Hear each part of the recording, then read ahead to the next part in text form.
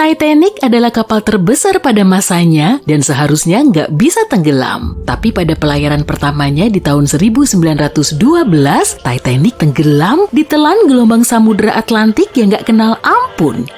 Ada lebih dari 2.200 penumpang dan awak kapal, tapi hanya 706 yang selamat. Kalau ukurannya lebih kecil, apa nasib Titanic akan lebih baik dalam situasi yang sama?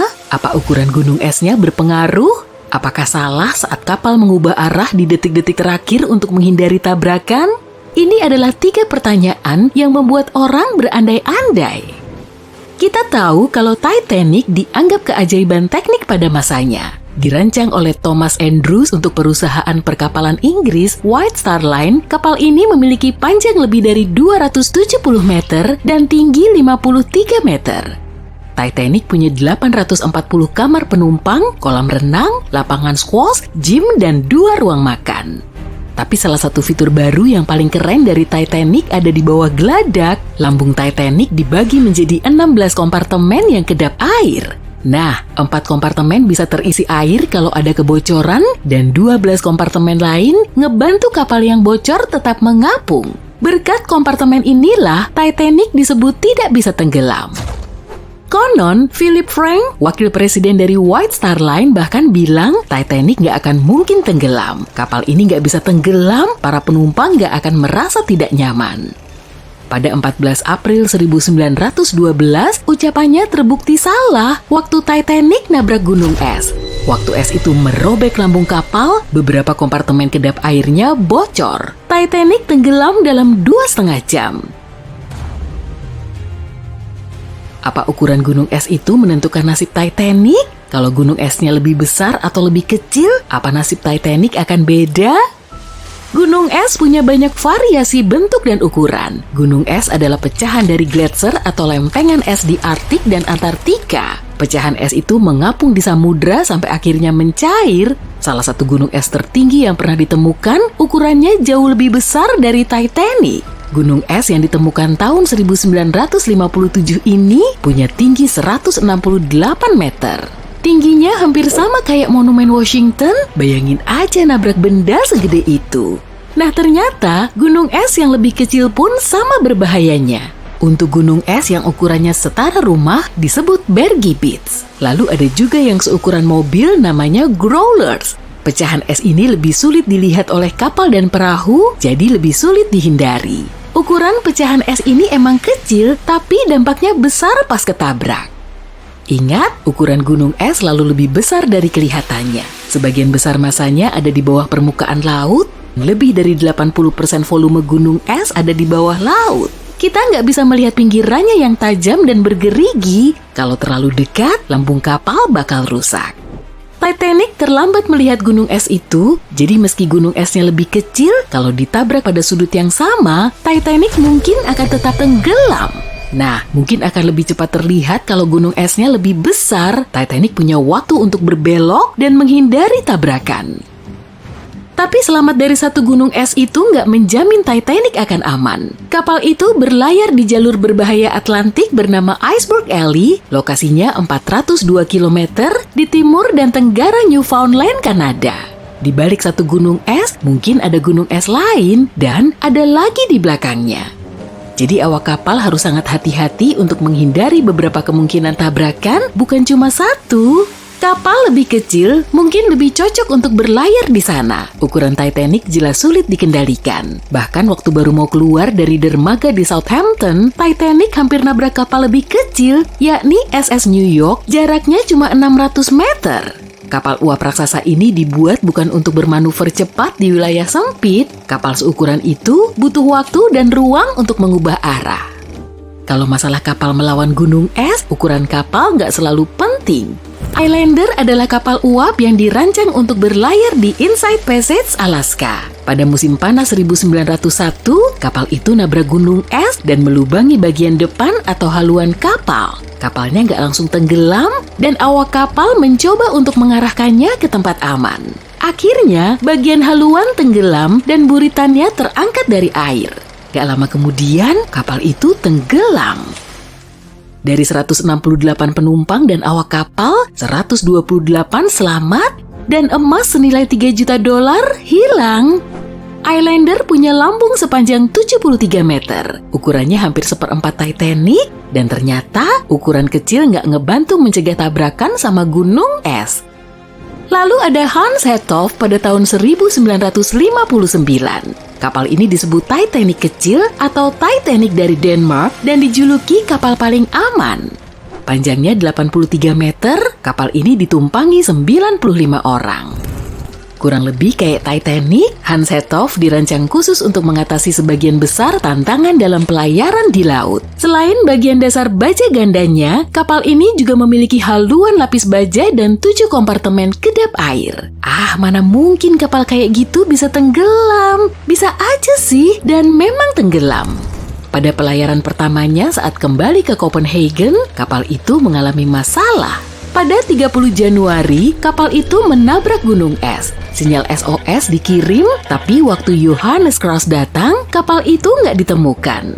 Satu-satunya bukti keberadaan kapal itu adalah pelampung yang terdampar di Islandia 9 bulan kemudian.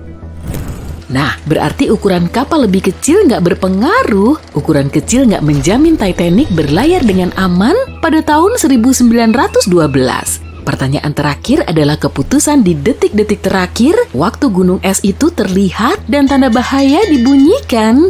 Pertama, Titanic bisa nyoba berhenti sepenuhnya, tapi ini bukan pilihan karena kapal itu butuh 800 meter untuk berhenti. Dan jarak gunung es itu cuma 274 meter. Kedua, Titanic bisa aja berusaha menghindari gunung es dengan membanting kemudi. Kaptennya sudah memerintahkan itu, tapi upaya itu gagal dan malah melukai lambung kapal.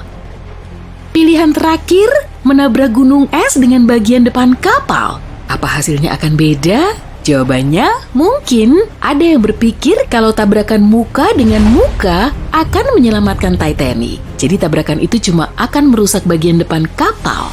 Nah, gunung es itu nggak akan merobek lambung dan bikin bocor banyak kompartemen kedap air, paling cuma 4 yang bocor. Artinya, kompartemen lain bisa bikin Titanic tetap mengapung. Kapal ini mungkin nggak bisa berlayar lagi, tapi nggak akan tenggelam sampai bantuan datang. Ini bisa ngasih cukup waktu sampai kapal seperti Carpathia datang ke lokasi kecelakaan dan menyelamatkan orang-orang. Salah satu perancang Titanic, Edward Wilding, mengatakan hal yang sama saat dimintai keterangan. Dia bilang sebagian besar orang akan selamat jika bagian depan kapal yang menabrak gunung es dan kapal itu nggak akan tenggelam. Tapi yang lain membantah. Pertama, sekat kedap air khusus di Titanic dirancang untuk melindungi kapal itu dari tabrakan dengan kapal lain, bukan dengan gunung es. Kompartemen ini pasti penyok karena tabrakan, karena menyerap gaya, sementara kapal lain menyerap yang lainnya. Meskipun kerusakannya tetap parah, sekat lain bisa ngebantu kapal tetap mengapung. Tapi dampak tabrakan dengan gunung es berbeda dengan tabrakan dengan kapal. Sebagian besar gaya akan diserap Titanic, akibatnya kerusakan kapal akan lebih besar, lebih parahnya lagi, dampaknya akan terasa di seluruh kapal. Paku akan lepas, lapisan akan robek, kompartemen akan cepat banjir, sehingga bikin kapal akan tenggelam lebih cepat dan semakin sedikit korban yang selamat. Sama kayak pertanyaan lain, kita nggak akan pernah tahu jawabannya. Meskipun pelayaran pertama dan terakhir Titanic tragis, namun peristiwa itu membawa perubahan yang ngebantu bikin berlayar di laut jadi lebih aman. Temuan dari pemeriksaan tentang bencana ini menghasilkan Patroli Es Internasional atau ICC pada tahun 1914. ICC adalah lembaga yang melacak gunung es di Samudra Atlantik dan Arktik untuk memastikan kapal di area itu bisa menghindari gunung es. Di Amerika Serikat dan Inggris, kapal wajib membawa sekoci yang cukup untuk menampung semua orang di kapal. Latihan sekoci rutin menjadi wajib. Terakhir, sekat kedap air di kapal dibuat lebih tinggi untuk menghalau air, dan bagian dasar diperlebar untuk menciptakan lambung ganda yang bikin kompartemen benar-benar kedap air. Titanic memang tragedi mengerikan, tapi pelajaran yang dipetik dari malam itu membantu mencegah tragedi lainnya. Lebih dari seabad lalu, Titanic menabrak sebuah gunung es dan tenggelam ke dasar Samudra Atlantik. Dari 2.240 orang di atas kapal, hanya sekitar 700 selamat. Sejak saat itu, tragedi tersebut tak henti-hentinya menjadi topik berbagai film, dokumenter, dan buku. Dan meskipun sudah banyak yang kita ketahui tentang kapal itu dan orang-orang di atasnya, kita hampir nggak tahu apapun tentang gunung es yang bertanggung jawab atas bencana itu, terutama tentang ukurannya. Tapi mungkin kita bisa menemukan beberapa petunjuk. Titanic dibangun oleh perusahaan White Star Line sebagai bagian dari armada kapal penumpang baru. Saat itu, Titanic adalah kapal terbesar yang pernah dibangun, dan itu sesuai dengan namanya. Panjang kapal itu 270 meter, setara dengan 2,5 lapangan sepak bola yang dijajarkan, dan tingginya 53 meter, hampir sama dengan 10 jerapah yang berdiri ditumpuk. Dari garis air sampai ke geladak saja, tinggi kapal itu 18 meter, itu mendekati tinggi bangunan 4 lantai. Titanic cukup besar untuk dilengkapi dengan kafe-kafe beranda, satu restoran, ruang baca dan tulis, pemandian ala Turki, gym, dan lapangan squash. Bahkan ada tempat untuk kolam renang. Kapal itu bisa mengangkut sampai 3.300 orang, termasuk 2.435 penumpang dan 900 awak kapal. Meskipun kemewahan penting, tapi keselamatan adalah yang terpenting. Titanic didesain dengan 16 kompartemen kedap air di bawah geladaknya. Jika sampai terjadi kecelakaan yang merusak lambung kapal, hingga 4 kompartemen tersebut bisa menampung air. Sementara 12 lainnya menjaga agar kapal tetap terapung.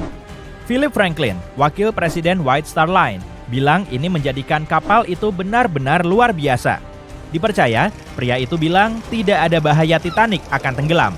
Kapal ini tidak mungkin tenggelam dan penumpang tidak akan menderita apapun, kecuali ketidaknyamanan. Dia sangat keliru. Kapal itu meninggalkan Inggris untuk pelayaran pertama dan terakhirnya, tanggal 10 April 1912. Dan cuma butuh 1 gunung es untuk menenggelamkan kapal raksasa itu. Gunung es sangatlah menarik. Gunung es terbentuk dalam proses yang disebut calving, saat bongkahan besar es air tawar terlepas dari gletser dan hanyut ke perairan terbuka. Lambat laun, gunung es akan meleleh dan hilang. Di belahan bumi utara, kebanyakan gunung es berasal dari Greenland. Di selatan, gunung es berasal dari Antartika. Yang kamu lihat di atas air cuma sebagian kecil dari gunung es. Ini cuma ujungnya. Sebagian besar, hingga 90% tersembunyi di bawah air. Hanya setelah memeriksa gambar seluruhnya, kamu baru bisa benar-benar tahu betapa besarnya gunung es. Bagian gunung es yang enggak kelihatanlah yang seringnya paling berbahaya. Di bawah gelombang, gunung es ini bisa memiliki tepian bergerigi di tempat acak. Tanpa disadari, kapal bisa dengan mudah berada terlalu dekat dengan gunung es yang mengakibatkan kerusakan parah di bagian bawahnya. Dan bukan cuma gunung es besar yang harus kamu waspadai. Gunung es lebih kecil yang lebih sulit dilihat, terbukti bisa sama bahayanya. Gunung es Growler misalnya, panjangnya di bawah 2 meter, dengan cuma 1 meter lebih sedikit bagian yang tampak di atas air. Dan bergibit, gunung es yang agak lebih besar, ukurannya 4 meter. Bahaya gunung es mulai dikenal saat Titanic mulai berlayar. Di tahun 1901, kapal Islander sedang berlayar melalui Inside Passage ke Alaska. Kapal ini menabrak gunung es dan langsung tenggelam. Syukurlah, 138 dari 178 orang di atas kapal berhasil selamat. Saat itu, belum ada peralatan khusus untuk mendeteksi gunung es. Alat terbaik adalah matamu. Dari tempat pengamatan khusus di atas kapal yang disebut sarang gagak, 2 awak kapal harus mengamati laut dan mengawasi adanya potensi bahaya.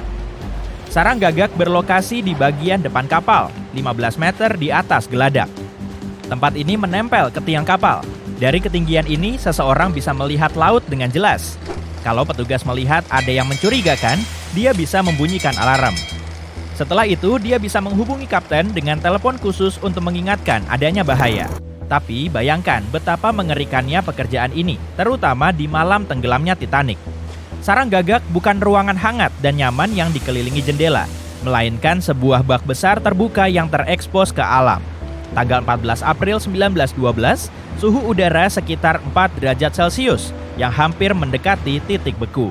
Dengan kapal yang bergerak sekitar 42 km per jam, para pelaut tentu merasakan udara dingin membeku itu menekan kulit yang terbuka.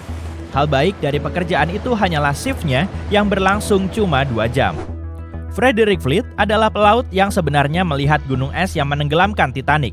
Pada saat itu dia berada di sarang gagak, bekerja dengan Reginald Lee. Fleet mengamati sebelah kiri kapal, sedangkan Lee mengawasi sebelah kanan. Saat itu jam 22.